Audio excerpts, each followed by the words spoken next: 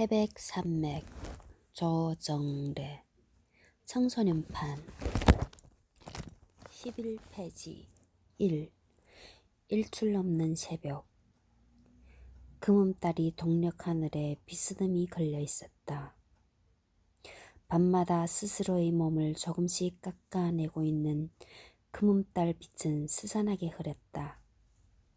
그 아슴푸레함 속으로 포구와 갈대밭이 아득히 멀었다. 바닷가를 따라 이어진 긴 방죽 위의 길은 희끄무레한 자취를 이끌며 뻗어 있었다. 그 끝머리에 읍내가 잠들어 있었다. 정하섭은 오르막 산굽이 길을 민첩하게 올라 걸음을 멈추고는 숨을 몰아 쉬었다. 10월 하순으로 접어든 새벽 바람은 카랑하게 메웠지만 그의 윗도리 단추는 3개나 풀려 있었다. 정하섭은 주머니를 더듬었다. 찌그러진 담뱃갑이 손에 잡히는 순간 담배를 피워서는 안 된다는 사실을 문득 깨달았다.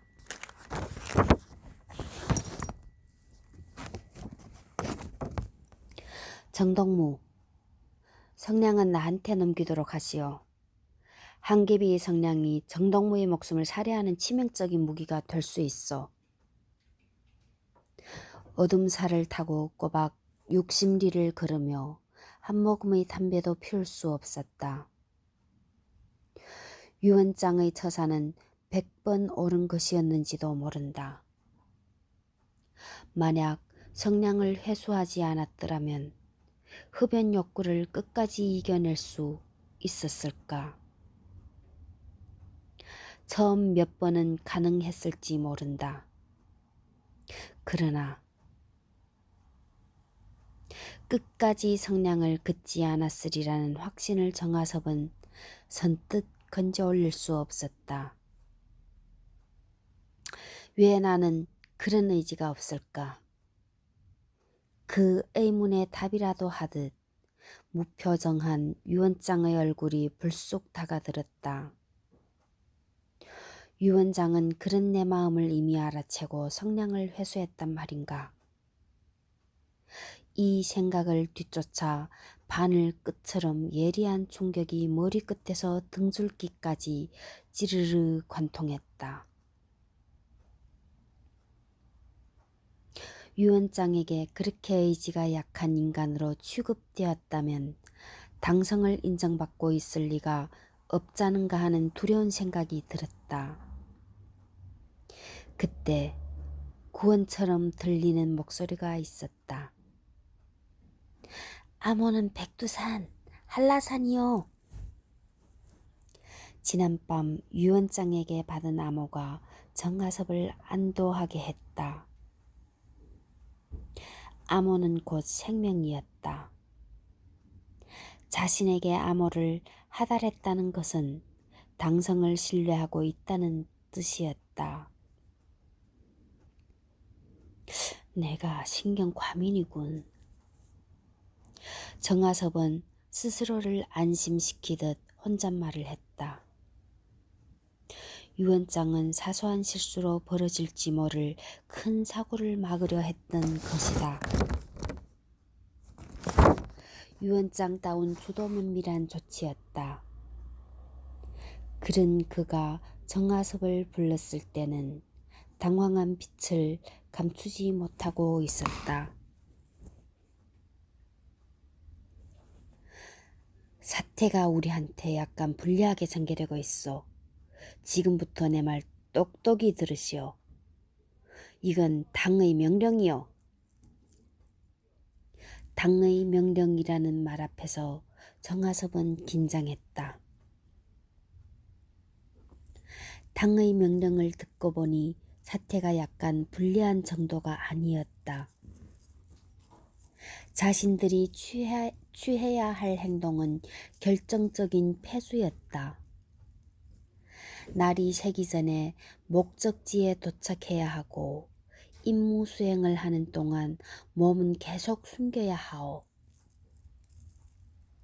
산길을 타면서도 담배 한 대를 피울 수 없다는 사실은 사방의 적이 감시 속에 있다는 증거였다.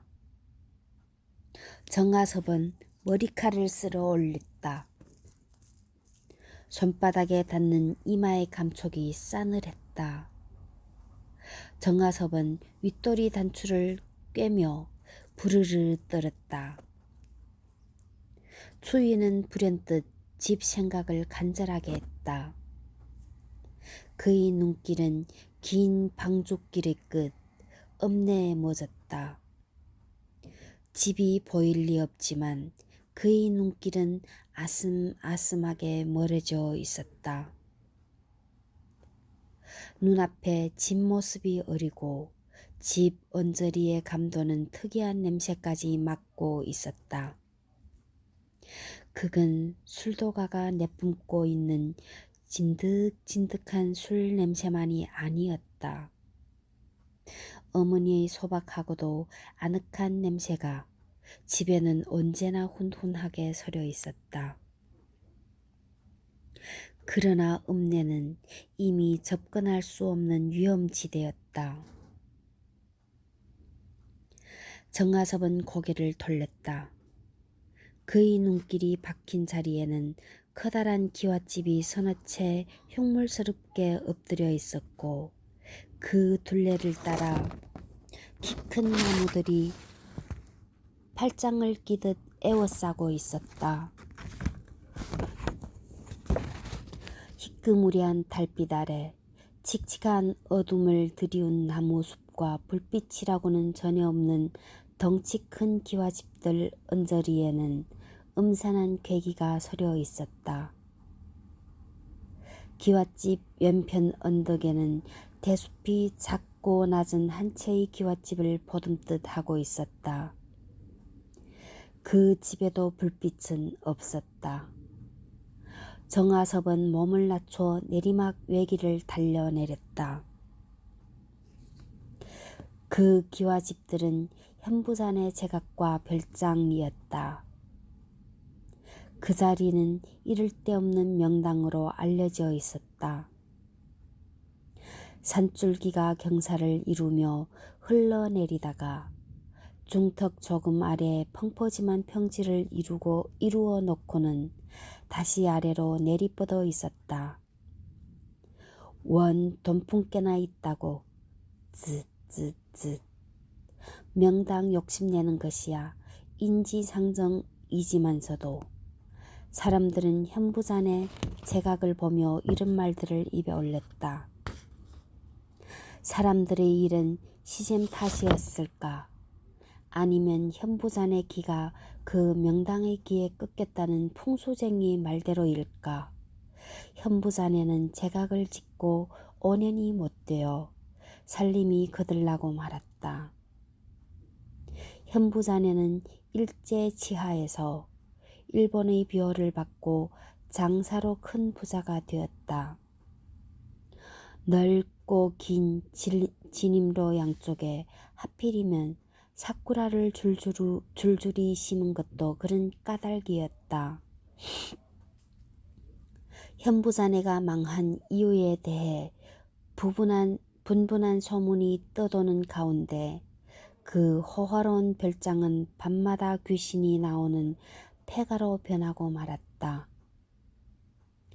밤마다 온갖 귀신이 나온다는 흉흉한 소문에도 아랑곳 없이 무당모녀가 거기서 줄곧 살고 있었다. 현부자가 제각과 별장을 지으면서 그들이 지낼 조그만 집을 바깥에다 마련해 준 것이었다. 그러니까 그들은 현부자네 전속 무당인 셈이었고 무당 원래의 굿은 신통력이 높기로 소문이 짜했다. 굿도 굿이지만 그녀는 미모가 빼어났다. 원래가 딸 소화에게 대물림 굿을 장만한 것은 해방되기 2년 전이었다. 그 굿판은 좋은 구경거리였다.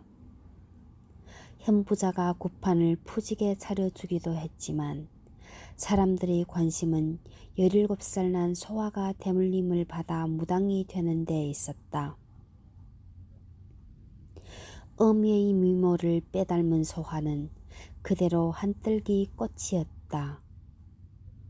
그런 처녀가 무당이 될 대물림 굿을 받는 것이고 49살의 어미 무당은 울며 굿춤을 추었다. 대물림을 받은 소화가 춤을 추기 시작할 때 겹겹으로 둘러선 여인이었던 하나같이 눈물을 찍어냈다. 그때 정하섭은 중학생으로 차마 가까이 가지 못한 채 먼 발치에서 그네의 몸짓을 안타깝게 바라보았다. 정하섭은 어둠에 몸을 숨긴 채 월년의 조그만 기와집 처마 밑으로 파고들었다. 부엌에 붙은 방이 안방이었고 그 옆방은 신을 모신 신당이었다. 정하섭은 안방 쪽으로 빠르게 몸을 움직였다. 인기척을 느낄 수 없었다. 그는 손가락에 침을 묻혀 창호지에 구멍을 냈다. 구멍으로 들여다본 방 안은 바깥보다 한결 어두웠지만 두 사람이 잠들어 있는 어렴풋한 윤곽은 눈에 들어왔다. 여보시오, 여보시오. 문고리를 흔드는 정하섭의 손이 떨렸다. 누구요? 겁에 질린 목소리였다. 어서 문 좀 여시오. 급한 일이오. 누군디요, 누구? 젊은 여자의 허둥대는 목소리는 이쪽이 누군지 알고자 하고 있었다.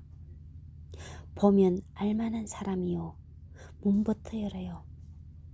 정하섭은 자신이 누구인지 밝혀야 한다고 생각하면서도 막상 마땅한 말이 생각나지 않았다. 이 밤중에 누구신지 알아야 제라. 방 안의 목소리가 애원하고 있었다. 얼굴을 보면 안다니까. 해치지 않을 것이니 문부터 열어. 정하섭은 방문을 거칠게 흔들었다. 조금 있으시오. 열겠구만이라. 문고리가 벗겨지기를 기다려 정하섭은 서두르지 않고 방문을 잡아당겼다. 여자를 더 이상 공포스럽게 해서는 안 된다고 생각했다. 안심하시오. 마음 가라앉히고 내 얼굴부터 봐요. 누군지 알아보겠는지.